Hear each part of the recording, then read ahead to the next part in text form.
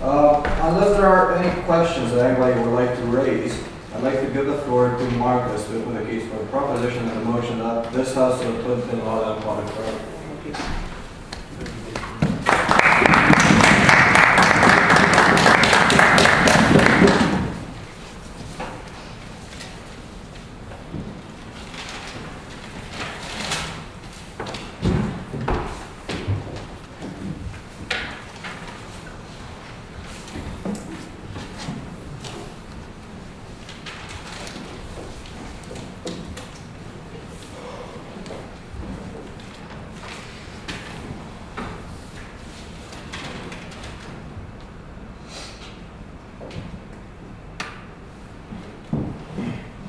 Ladies and gentlemen, we believe that two wrongs don't make a right. And this was a principle put forth by such figures like Gandhi, like Mandela, like Mother Teresa, and these are principles which we value within our society. And we believe by killing Osama Bin Laden, we weren't enforcing these principles which we value in society, and values which we feel undermine our legitimacy.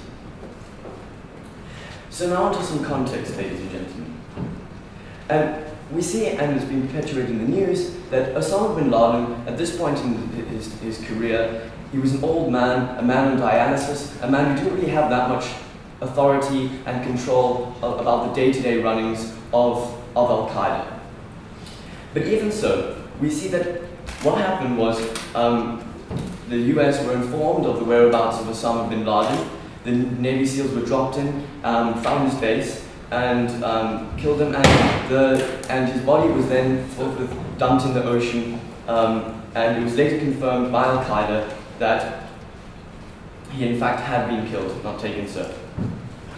So, what do we feel? Well, we feel that the reason that the US went in and went into get Al-Qaeda, and the reason that they went into Iraq and Iran is simply to enforce rights. And we believe by killing Osama Bin Laden, we're not enforcing the rights. Rather, we are undermining our legitimacy, we're undermining the justice system, and this is what we're going to be talking about in today's debate today. So, onto a quick policy. We feel that we would have put Osama Bin Laden in a UN World Court and tried him adequately with accordance to the law, and much like we did in instances such as Nuremberg, where we had extreme cases of human rights abuse, but we still felt that it was legitimate to try these people adequately in front of the law, okay? And we saw that we could have very well taken many of the human rights abusers which we found in Germany and just simply killed them. But the problem which we face here is that we illegitimize ourselves. And this is, we feel, applies just the same to Osama Bin Laden, and this is what we're going to be dealing with in my case today. So in today's debate, I'll be dealing with rights and perception, not taken so, and my second speaker, Renee Nolter, will be dealing with the furthering of Islamic extremism. So our burden debate in today's debate is that we see that there's greater benefits to the enforcement of rights, to buying into the law, into society, and the fight against Islamic extremism and terrorism around the world. And this is what we're going to be showing in today's debate. So on to my first point, principle and undermining. And we feel that it was illegitimate and in fact hypocritical to go in and kill Osama Bin Laden, because what we value in society is the right to a free and fair trial. And in fact, we feel that it's beneficial that we try him for a free and fair trial, simply because that we'll be furthering buying into the justice system, we'll be furthering buying into the war against terror. And the reason for this, ladies and gentlemen, is we believe that the reason that we went in there is to enforce rights, ladies and gentlemen. And we feel that one of the principles in which America is based around, in which the war on terror is based around, not taken so, is the enforcement of rights, is the upholding rights. And we believe that it's illegitimate not to provide rights for enemies. Much like we do when we have prisoners of war, we feel that it's still important to uphold their rights, no matter what the circumstances. And we feel that there's no adequate reason why the same thing shouldn't have been provided for Osama Bin Laden. Furthermore, ladies and gentlemen, we feel that by giving, by providing a free and fair trial to Osama Bin Laden, we would have been providing further closure for society. And the reason for that is because we believe that by seeing him being trialed, we'll be able to see, firstly, see him, much like in the Nuremberg trials, we'll be able to legitimizing it, we'll be seeing what the problem was, why exactly we wanted to trial, why exactly we're charging him with, and that furthermore, we'll be furthering bind the justice system, because we'll see that the justice system were enforcing these particular rights in society. Further on, ladies and gentlemen, we feel that we need to see that in society that the justice system is fundamentally playing its role, and this role in society is to say that no matter what happens, that we have a free and fair trial, that people are charged with what they do, and that the justice system is a way in which people see that this is enforced and that this is upheld. Yes, sir. We've spoken about a UN World Court, but are you aware that this World Court does not actually exist, and the ICC, in which perhaps you may be referring to, the US is not party to? So we feel as though, even if this isn't the case, so we feel that it is legitimate to provide this, sir, and we could set up means at which to do this, and we feel as though, even so, we feel as though that we must try him free and fairly under the law, ladies and gentlemen, and this is why we'd like to propose the motion today. Furthermore, ladies and gentlemen, we see that we don't just want to punish people, because we feel as though that it's important that people buy into a justice system which enforces the rights and tries people legitimately. And we feel that by just going in there and killing him, we're illegitimizing this, because we're saying that we don't need a justice system because if somebody does a particular crime, but we're saying, ladies and gentlemen, you do, no matter what the instance. We see in the case of a Nazi which was founded a couple of years ago, John Luk, and he was a 90-year-old man on respiratory support, and there probably wasn't that many years that he had left. And whether we left him and just let him die in hospital or whatever, or whether we tried him and put him into prison or whatever, we feel that it would have been irrelevant. But the fact that we actually tried him, put him and justified it legitimately in the law, we feel provided closure for people.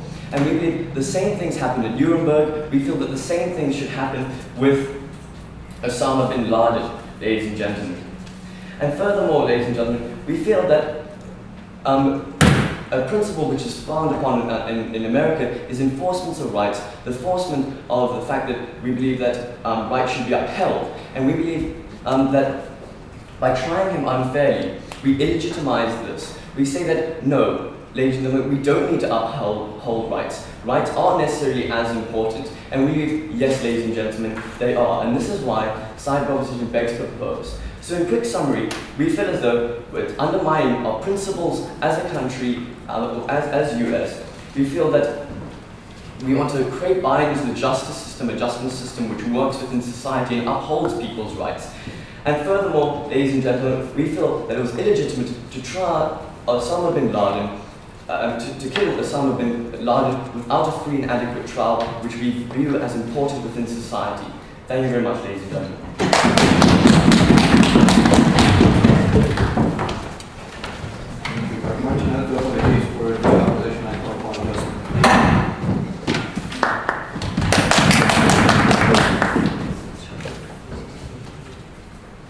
After 8 minutes of the start of the day, we stand on Team Hong Kong a bit confused to which law we're going for, which trial we're going for, and which international framework we're going for. Because we seemingly have a side proposition that told us that there's this UN World Court. Firstly, it doesn't exist. But if you're referring to the ICC, ladies and gentlemen, US is not even a signatory. And thirdly, there isn't not even an international law framework to actually guide the principles of a public trial, which we on Team Hong Kong bring to you 4 main arguments. I'll be firstly talking about the principle, the effect on court jurisdiction, the illegitimacy of this. Secondly, I'll look at specifics on Osama Bin Laden. And my second speaker will look at firstly the media over-essentialization, and secondly, international relations in general with Pakistan and the ISI. But before we move on, let's really look at what proposition tells. Because the first thing we really take into account is their model. They never really explain what do you mean by a public trial in the first place. And they told us that the UN World Court will suddenly exist. We POI'd them in our first speaker that this UN World Court doesn't exist. And no thank you. And the only response they gave us, we'll create a new court. Which rights, where is this going to be conducted, which law? That simply we think is very unpractical in today's debate. Where in fact, even if you place the court trial in the US, it will spark conflict within Pakistan. And even if you put the trial within Pakistan or Afghanistan, will still spark condemnation within the United States. No thank you. So clearly, they need to clear up the model in their second speaker. But moving on to the two clashes. The first clash of legitimacy and the second clash of practicality. So on the first clash of principle, now they stood very proud and strong in the rights for Osama Bin Laden. Now we question very strong on first opposition. What's so important about this? Where he himself, 10 years ago, has taken the life of 3,000 civilians, the right to life of 3,000 civilians. We think fundamentally the level of importance in today's debate. They stand on one individual, the right for the importance of fair trial. But we will show you down the bench today. In fact, it's not even going to be a fair trial. And the rights of not just 3,000 civilians within the United States, but the thousands within Afghanistan. We recognize that it's also a multinational problem. No thank you. And we think, in fact, this is actually wrong in logic. Well, we see, in fact, in the Lockerbie bombing, the clear failure of a fair trial and an appropriate trial for a terrorist suspect or terrorist within a country because of the technicality and the practicality. On this idea of practicality, now they said this will act as a further closure. We find it very ironic that after the day of the death of Osama Bin Laden, the families and relatives of the death of this 9/11 bombing have actually came out and applauded the action of the United States of government, where we even see IGOs actually applauding, not condemning the EU and the UN. And we see they never really showed us how in fact this will happen. Just because you have a public trial, then this will mean that you have closure for the family. This causal link clearly needs to provide. But now let's move on to what's more important, what we bring to you on Team Hong Kong. Now we think the first idea is the effect of jurisdiction. What makes an appropriate and a fair trial? We think it's three things. We think firstly is appropriate jurisdiction in terms of its geographic location, especially when you're talking about international crime. We think it's secondly unaltered juries, especially when we're talking about public trials. And thirdly, we think most importantly, it's unaltered and controlled evidence. And we think on Team Hong Kong, on all three counts, that the trial of a public trial of Osama Bin Laden, no thank you, will not fit these criteria, will not fit these counts. Let's look at the first idea of jury. Well, we think that, in fact, a legitimate and fair jury in all civilian courts, in all public trials, is that you have juries with no prior knowledge of the situation. Why is this important? Well, we think this acts as a basis for jurisdiction, where you have unaltered coverage, but we don't see that happening in the current status quo. We don't see, in fact, we see due to the media over-centralization of Osama Bin Laden's action, of Osama Bin Laden, and even the direct coverage of Osama Bin Laden's speeches from Al Jazeera clearly show that there is a basis for bias, there is a basis for distorted knowledge and distorted judgment. So why do we think this is bad? Well, we think that in fact, this actually, where we think that court jury should only be on the basis of evidence. We think that trial of fact inevitably is always right, and it's not legitimate, where we know thank you, where they tell us, okay, we're going to have a UN World Court. We think fundamentally, if you're talking about common law, this will in fact lead to more practical negative ramifications that we'll show you. Upon the lack of evidence, now we think that in fact, because evidence is in fact swayed in this status quo, where you have biased basis against the condemnation of Osama Bin Laden's action, not just within the United States, but also within Afghanistan, where you don't have sufficient, but more importantly, controlled evidence. If that's something we recognize as a very important factor upon the nature of public trial. I'll take you in a second. But we think furthermore, on this third idea of appropriate jurisdiction, we think fundamentally they told us that okay, the UN World Court exists. But we think fundamentally, US is not even a signatory of the ICC, ladies and gentlemen. And in fact, even I'll take you a second, even whether it's in Pakistan or Afghanistan, we'll show you that it can produce very negative ramifications. Before I move on, yes. So when I offered you in the POI, you were on the point of evidence.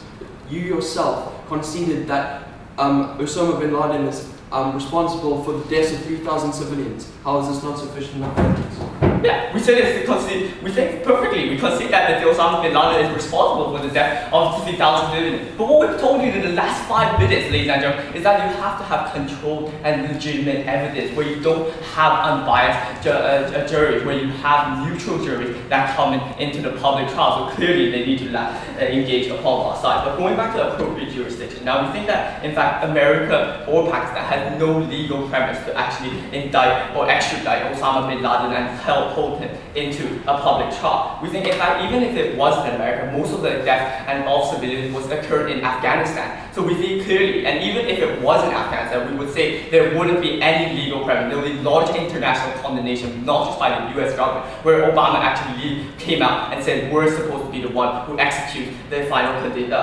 decision for Osama Bin Laden. But moving on, well, now that we've established the principle ground, let's really move on to the practical, the pragmatic.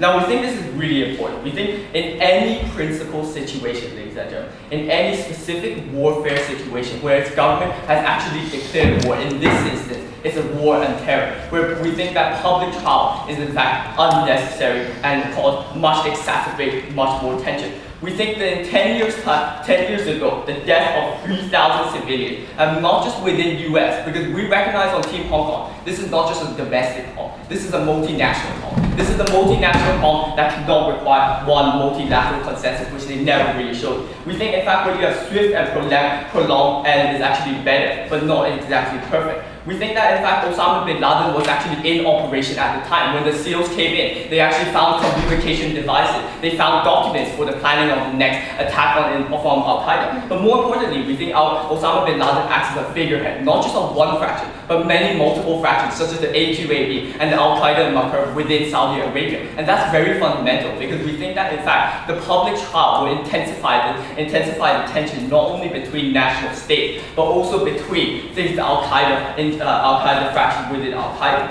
What we think fundamentally, what have we shown you today? We think clearly side of our proposition really need to clear up their model. We really don't know which right, which law, and where is this going to help. We still don't know what is a public trial. We on side opposition told you in fact on principle there's no legitimacy. Because there's no legitimate jury, there's no altered evidence. And we showed you on practical that this is simply damaging. And in the name of stability, in the name of legitimacy, we are really proud to oppose. Thank you.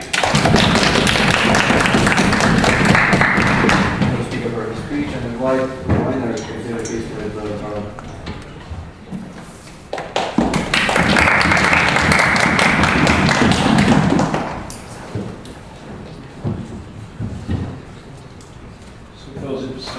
I'd like to remind the audience to stop any non-verbal communication between the audience and the debaters, okay? Thank you.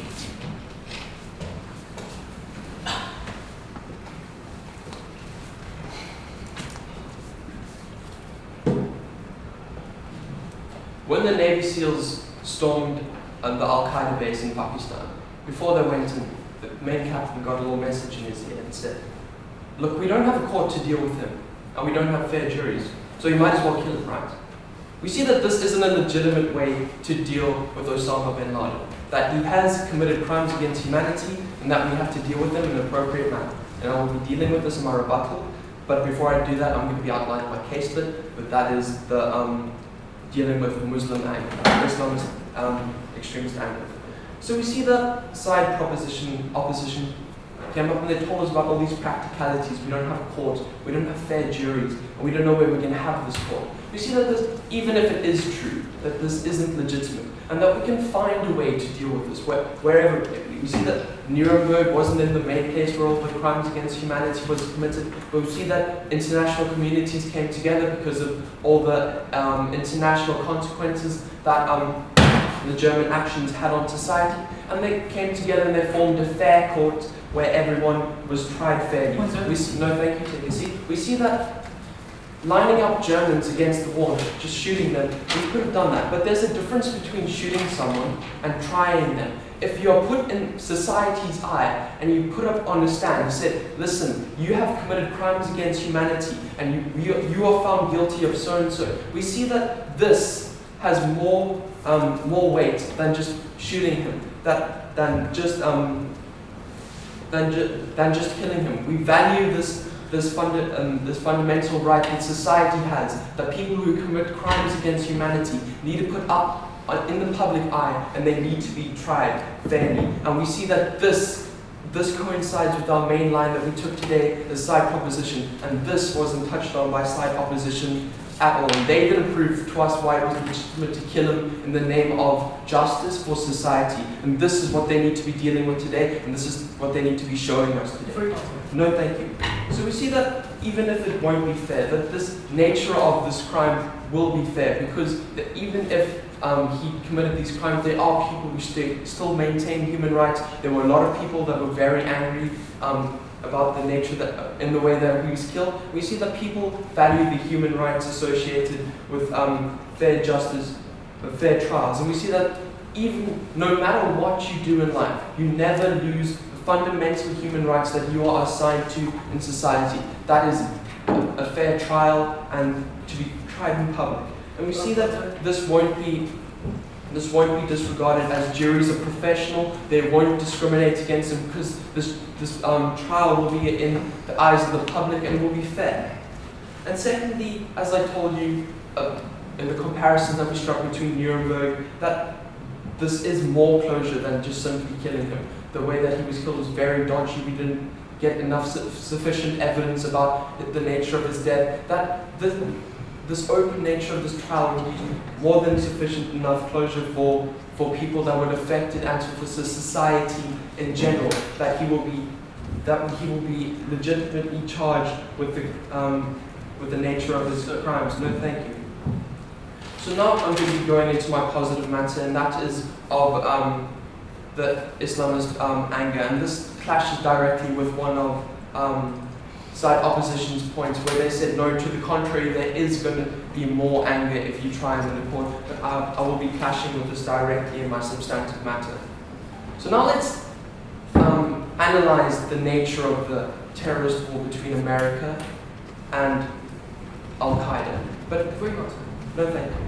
We see that even if it is just fundamentally officially between these countries, it is broader than that. That a lot of people are offering help, and that it is a global issue. But we see that it's fundamentally between relations between America and Al-Qaeda.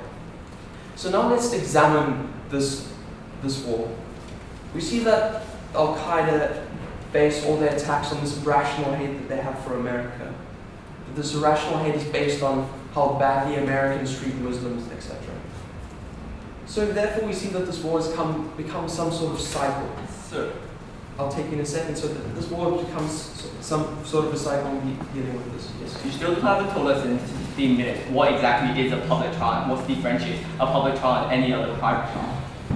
So we see that there will be an international court, that of Nuremberg, where everyone, he will be put on trial. There will be media from all around the world, that there will be a fair jury that's proportionately selected from around the world, he'll be thrown in prison in the weight of his sentence, and etc. We see that this practicalities of this nature isn't what this debate is about. It's about whether we need to be trying him or not. We see that we can always find a way to deal with this if the need is large enough, which we showed you it has, because of the natures of the crime that he has committed against society. He needs to be tried. People need to see this, and he needs to be held accountable. Shooting him in a shack in Pakistan, where we have dodgy information from the US, is not good enough. You need to be showing us why it was good enough in order for you to win this debate. So we see that this has become more of a cycle, where Al-Qaeda does some extremist act against America. We see that America responds with discrimination. We see that Muslims have to renew visas to America every year, whereas anyone else has a visa for 20 years. And other forms of discrimination, where there was a huge uprising in New York when Muslims wanted to build a mosque close to Ground Zero. We see that this discrimination angers Al-Qaeda, and therefore they respond again, and thus the cycle continues. So, as this cycle is based on the premise that America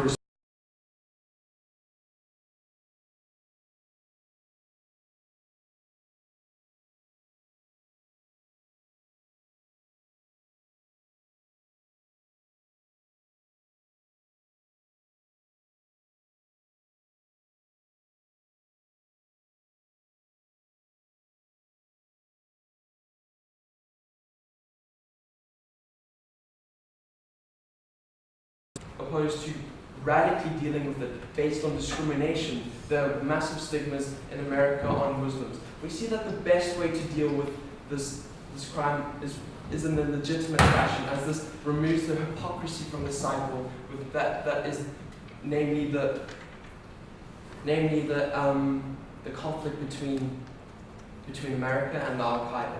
So as we see that Al Qaeda haven't responded yet, but they did confer that, okay, you took out our leader, we've assigned a new one, but we will be continuing the war against you guys, and we will be responding. We see that 9/11 took almost 2 years to plan, etc. So we see that you can't say that trying Osama Bin Laden will lead to that killing Osama Bin Laden didn't lead to any anger. We see that that it's very possible that we can get a very extremist response from the Al Qaeda, and that this legitimate way of retributing Osama Bin Laden lessens the hypocrisy in the system, and therefore we see that the extent to which Al Qaeda can legitimately respond in anger has been lessened.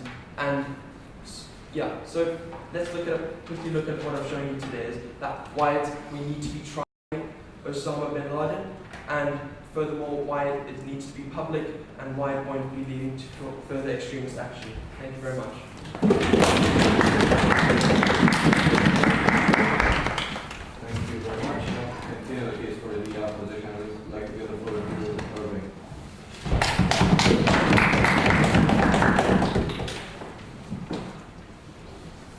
Ladies and gentlemen, we have a side today that essentially lacked engagement. And in response to all the practicalities and analysis on the nature of the speciality of Osama Bin Laden, they give us a one-line story about how the SEALs received a message right before they invaded Osama Bin Laden's hideout.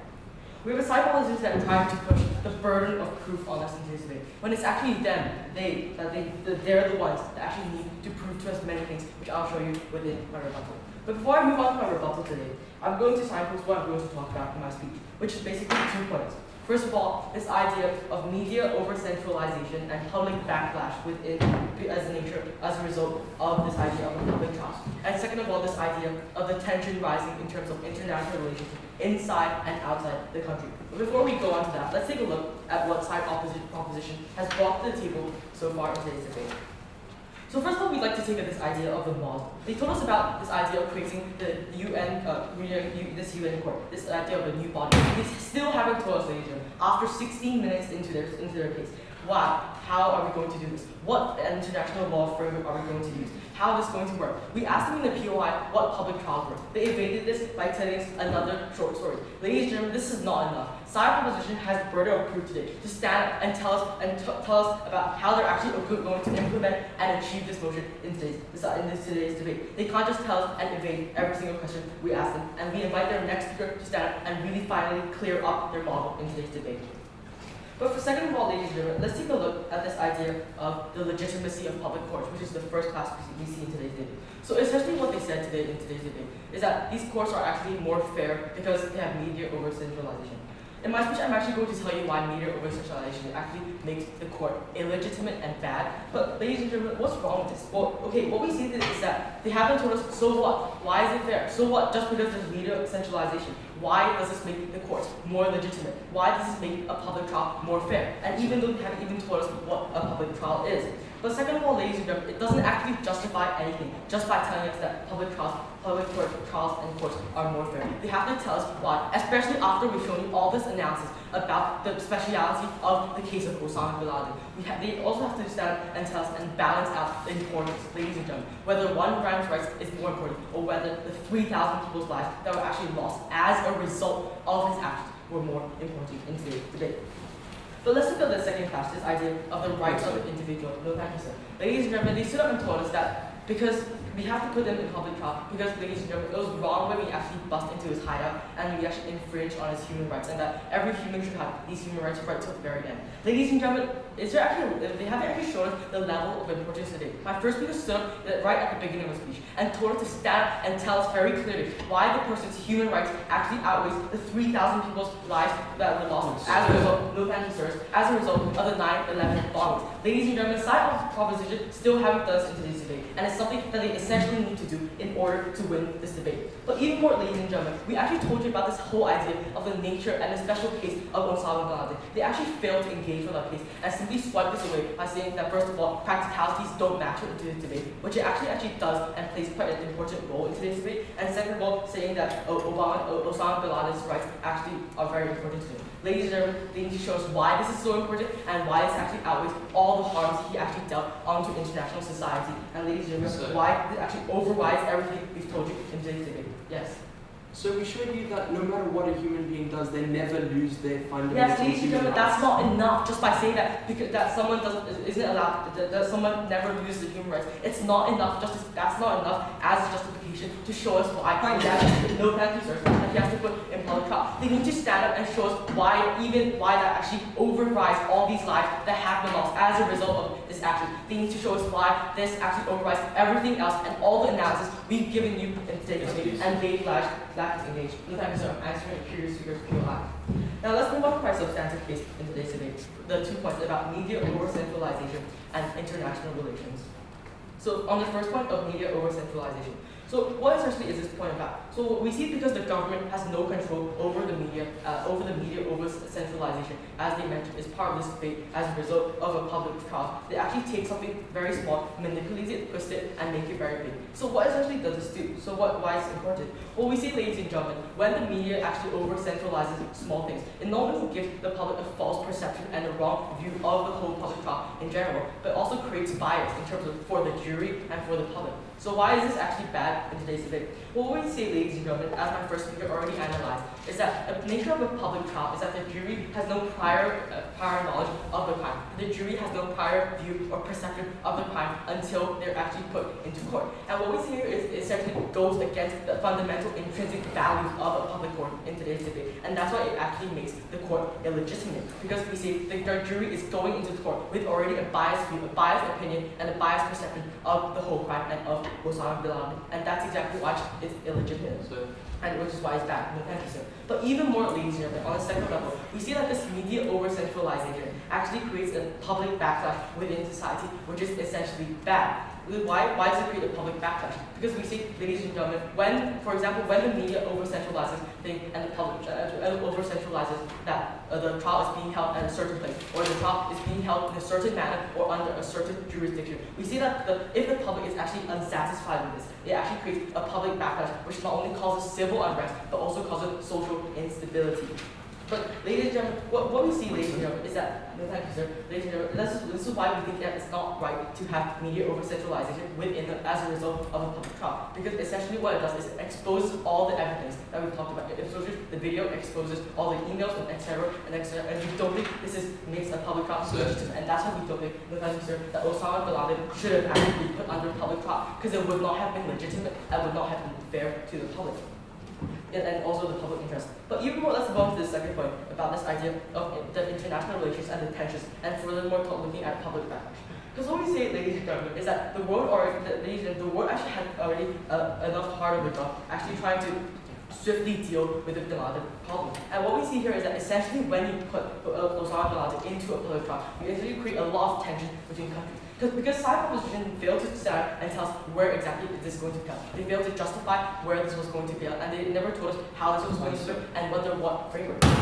And what we see as a result of this in today's debate is that at one certain time there are always going to be parties that are unsatisfied with the method in which, if it's going to be held in the US, the Middle East is going to be unsatisfied. If it's going to be held in Afghanistan, in Pakistan, the Americans are not going to be satisfied. And essentially what all this actually leads to in the end, is civil unrest and social instability and public backlash. 3 things that are not necessary in society today, and 3 things that should not be allowed as a result of these public trials.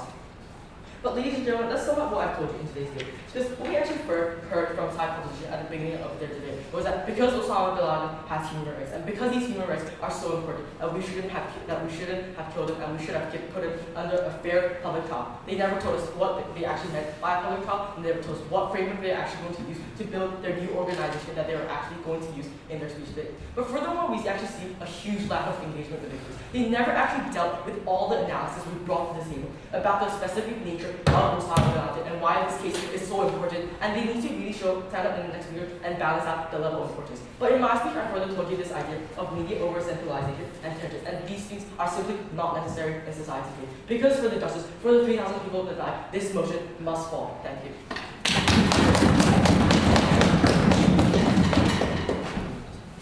Thank you very much. And now for the last question of the speech on proposition I call upon Rollins.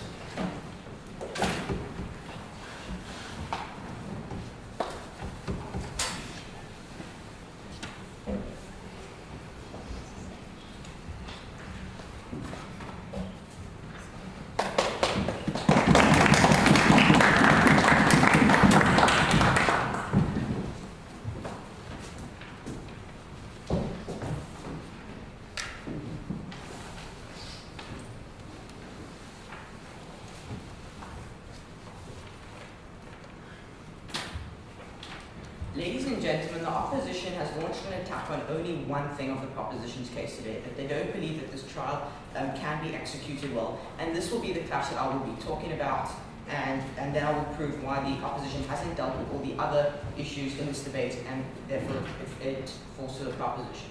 So the four issues that we find that the opposition has spoken about with the case is that they don't believe there's a jurisdiction, they believe there's an altered jury, lack of evidence, and a problem with international relations. And what we find, these are what I'll be dealing with under this heading. So firstly, under jurisdiction, obviously we would prefer if the ICC did deal with it, as we said in our first speech. That would obviously be the best case scenario for jurisdiction. But as far as jurisdiction goes, we believe that any country which has committed such odious crimes will have enough jurisdiction to run the trial as it is within the human rights laws that is generally accepted. And we believe that whether it's America or Afghanistan, it'll still the principles of the public trial will still be enough. Information. No, thank you. Then we have this issue of the altered jury. So what we find is obviously in any law enforcement, the jury cannot be 100% objective. But we find that we believe that these trained professionals, people who deal with the law enforcement case, thank you, are as objective as possible, and the opposition has just attacked all examples of the judicial system, and we believe that firstly they will be capable enough as a jury or as a court to deal with the situation, and objective enough to deal with the situation, to deal with the case, and we believe that. So on this regard, the altered jury is not possible, and the best jury, and we believe the best jury will be dealt with, and that won't be a problem. That leads me on to my next point of the lack of evidence, which was made issue by the opposition. And we find that there isn't a lack of evidence. There's lots of public evidence, and this is one of the benefits of the media, is that there is lots of evidence all around the world. There was investigations that were conducted, and there was notes shown, emails, messages, plans were revealed. So we think that there is plenty of evidence, and we think that there is very easily the correct amount of evidence to deal with the situation. And then we find that there is an issue, they say, with international relations.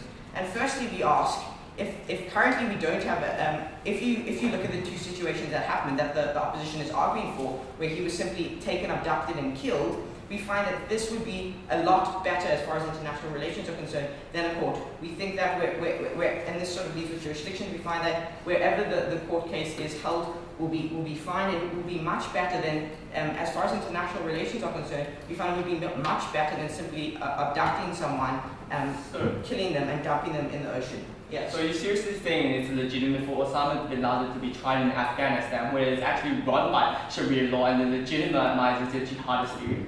No, so what we're saying is whichever country, we don't think that if Afghanistan is run by Al-Qaeda, we don't think will want to make the trial against them, and so that's not really where the trial should be taken. But we think that the countries where he has been wrong, the countries where he has done terrorism, which have the claims, not the problem. But even so, we think that because this is just to prove the point that because America was the one who took the initiative to take him, they would be quite capable of dealing with this.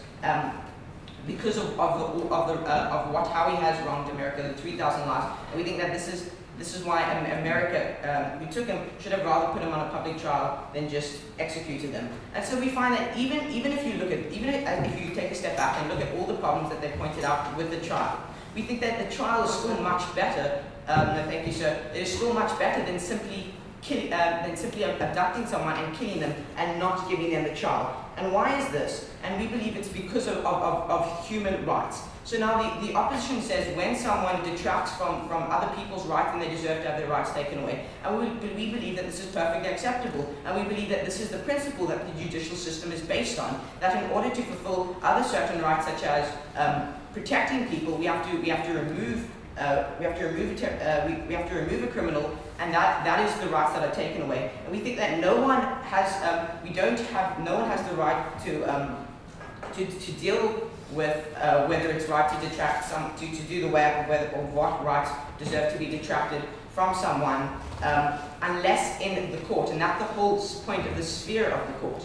And so that is why rights will be much better fulfilled within the sphere of the court, and that is the whole benefit, and that's why all the problems with the court and that's why the court in itself is a justification, no thank you, for the trial, and all the small problems on why the court might not run as effectively as possible is still much better than simply what happened when they simply killed him without giving him this public trial, without giving him the trial that they deserve. So, and we believe that this is why it's illegitimate and hypocritic of any party, especially America, to not give someone the public trial that they deserve, in which justifies the taking away his rights. And so because of this, that's why we believe it's hypocritic, and that leads on to the conclusions which weren't attacked by the opposition on why it's hypocritic by the UN, and it prevents closure, because we find that closure is done not when they just see someone suffer, but closure is done when they see that someone is trialed and gets the punishment befitting them as proven by law. And as we showed with John Look, it didn't make a difference. The situation he would have had in jail would have been no different to the situation he would have had out of jail, and that the punishment would have been equal. But in fact, we see that that there was still this need for closure, that people still needed to see that someone is dealt with within the sphere of a public court, and also this creates the buy-in that is within the law, because people buy into the court which deals with all the issues right, because two wrongs don't make a right, and we believe the court's there to prove why, to justify punishment, and that is what we believe creates the closure, and that's why the closure is accepted, and that's why there is this buy-in. And then we yes, sir. Wait, could you please show, you actually talked about human rights, but can you please show us clearly for the last time why his rights are so absolute, especially with all the analysis we gave you, but why they're actually precedent, and show us the level of importance and privileges to the thousands of So I just said that rights are, and the only time that rights are not absolute is when someone has the public trial which justifies the taking away people's rights. And we think the most fundamental right, which should never ever be detracted from, is the right to a fair and public trial, is the right to be is the right to have your points brought across before your punishment is just dealt with you, because otherwise someone could go and machete their neighbor if they broke a window. We find because they believe that this is a way up of rights. We find that no, a public trial is necessary to give the correct way up of rights, and that is the rights we value, and that is why we value a public trial, no matter what the circumstances are. And then we find, so that's why we believe that the trial is beneficial. And then we find that the opposition simply did not deal with the issue brought forth by my second speaker about why anger is brought, there's an irrational cycle of anger, and why we think the best way to deal with terrorism is to never ever give Islam's a reason to believe that, Islam extremists to believe that the party is being hypocritic, giving them reason to fuel for their anger. So we believe the best way to deal with this is a public trial, and although nothing's happened yet, we could have an incident in the future, and so that is why we beg to propose. Thank you very much. And now for the last concern speech of the opposition,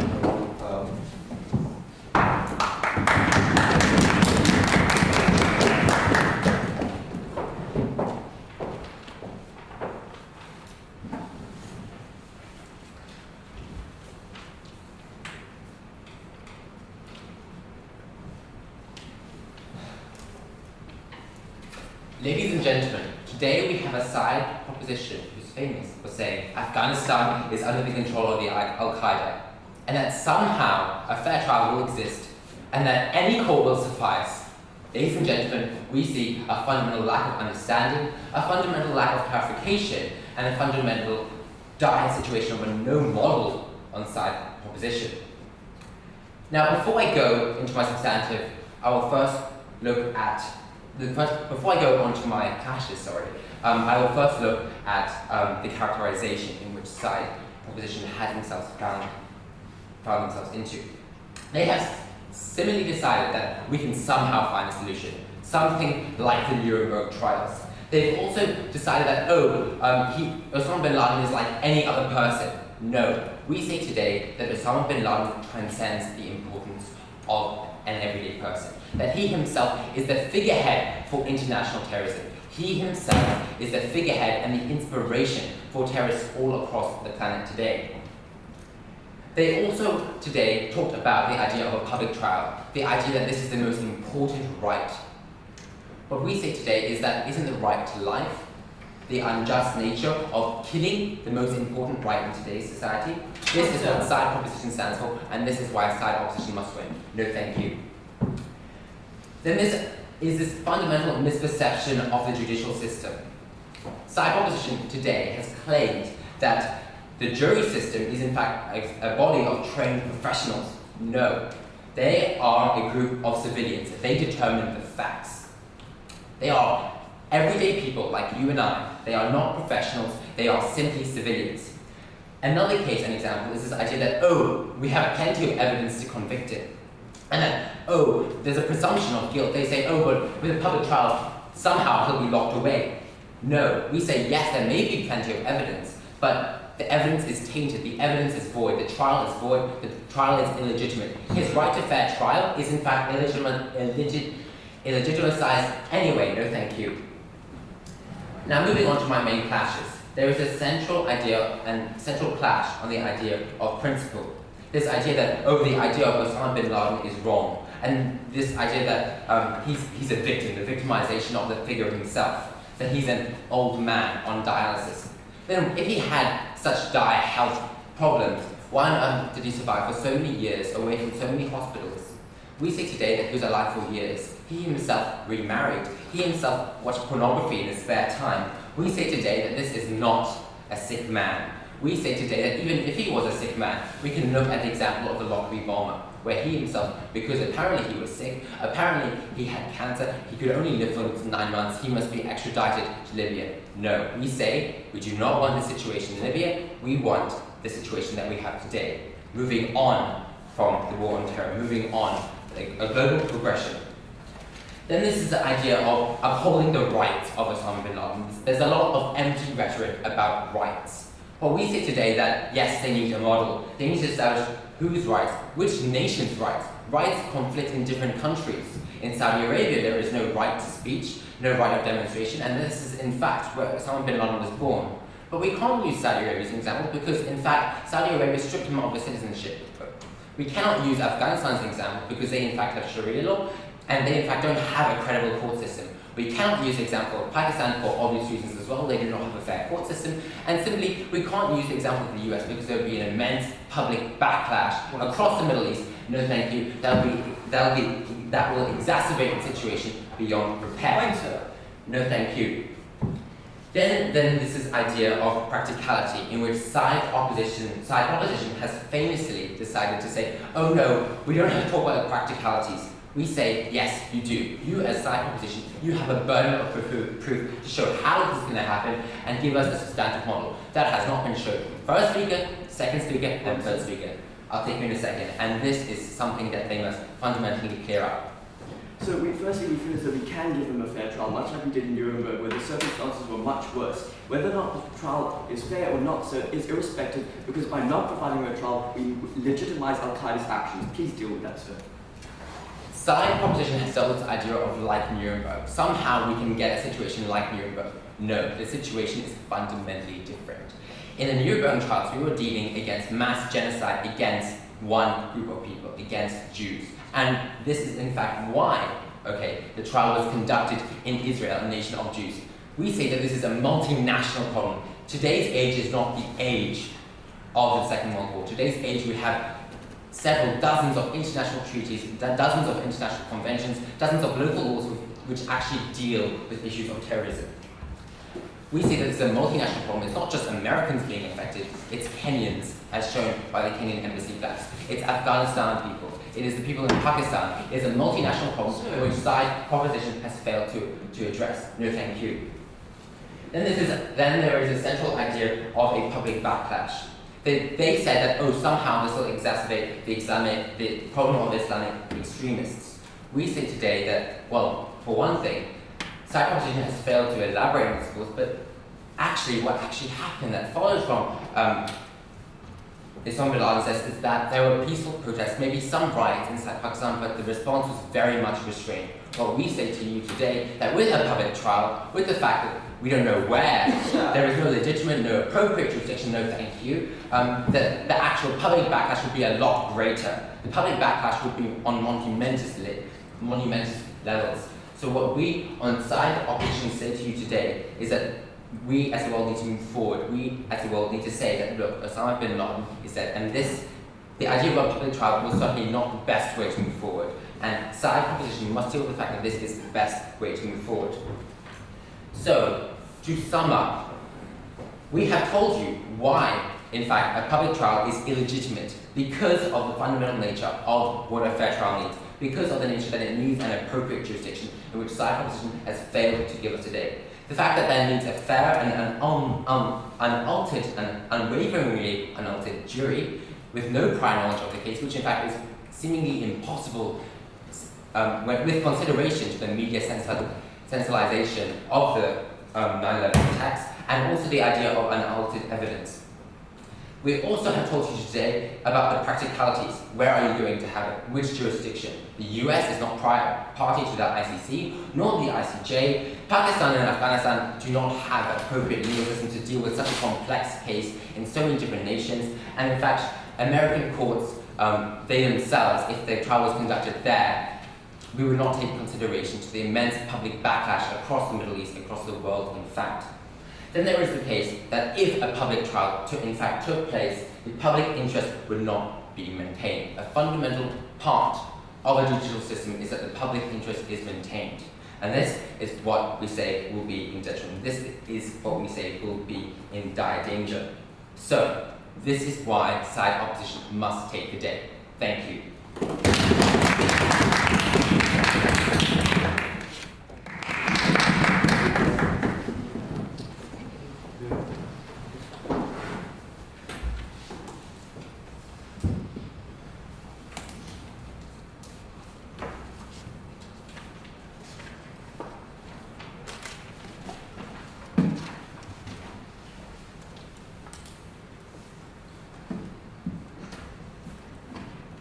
We stand 48 minutes after today's debate, a bit confused to what the problem is. Whether it's a problem of closure, whether it's a problem of Muslim extremism, or whether it's a problem of human rights hypocrisy. We stand very confused to how this would work. Whether it's the UN World Court, or whether it's not important, or whether it's any court. Fundamentally, ladies and gentlemen, there's four major reasons why we can't let the proposition win. First of all, the clear lack of proof, the clear lack of burden of proof on their side. They came up and told us a lot of practicalities, like this will further exacerbate tension. This will act as a closure. How and why? Never answered down all three speakers. Secondly, clear lack of engagement. When we brought up on first opposition, how in fact Osama Bin Laden acts as a very strong figurehead. In fact, acts as a very strong figurehead, not just in terms of Al-Qaeda in general, but as a fraction of different fractions of Al-Qaeda. And then we recognize that as this being a very multinational problem. Thirdly, lack of understanding clearly upon judiciary courts, how public trials actually operate. And fourthly, clear lack of inconsistency between two speakers, which I'll analyze this debate under two main clashes: principle of legitimacy and secondly, practicality. Now, in order for them to win this debate, they have to prove two things. They have to prove, firstly, why in fact it's the best solution in terms of and it benefits two different stakeholders, the people and government on the mostly national scale. They have to secondly prove that it actually is legitimate. A public trial would be enforce the legitimacy and principle. And on two counts, they have clearly failed. But before we move on to two classes, let's go model, because we think this is very unclear. On first speaker, they told us it's UN World Court. We said this doesn't exist. On second speaker, they told us it's not important. This is not what the debate is about. And then we say, no, ladies and gentlemen, you can't propose anything without understanding the clear crux of public trials. And then a third speaker, they told us anywhere is fine. That US and Pakistan. Where my third speaker at the end of the day told you that in fact, Pakistan, Afghanistan simply don't have the capability to do this.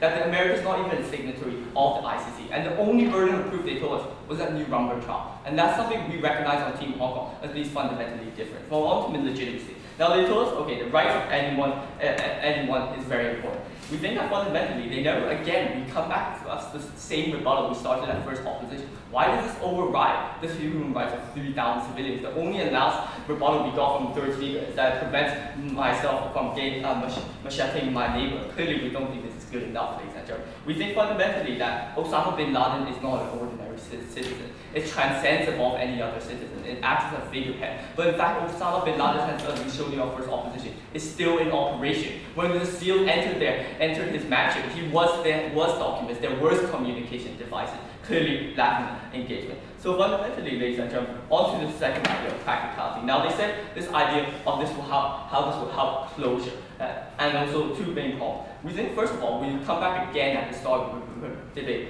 why and how. And the last idea of all this idea of how this will help closure was totally dropped by second and third, never came back from first speaker. And we think in fact it's wrong, because where the logic was here, that because Osama Bin Laden will be held in public trial, and therefore will help closure. Our counter logic was that in fact it's exactly the opposite. People came out and applauded the death of Osama Bin Laden right after Obama announced the death. And then clearly, let's look at the middle ground, and this is where they really failed, ladies and gentlemen. They never really provided the clear burden of proof, the clear causal link that is very important for proposition to win. Exactly how, just because you have a public trial, a very specific type of public trial, which was never actually defined by side opposition, how this would in fact lead to public closure.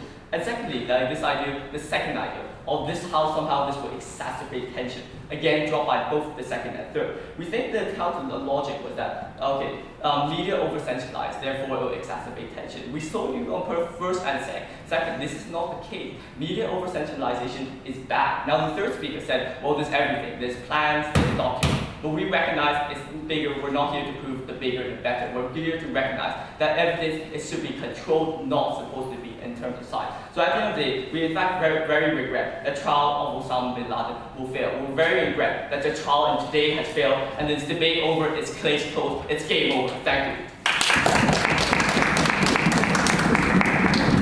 Thank you very much. And now for the last speech of the debate, I would like to invite Ryan.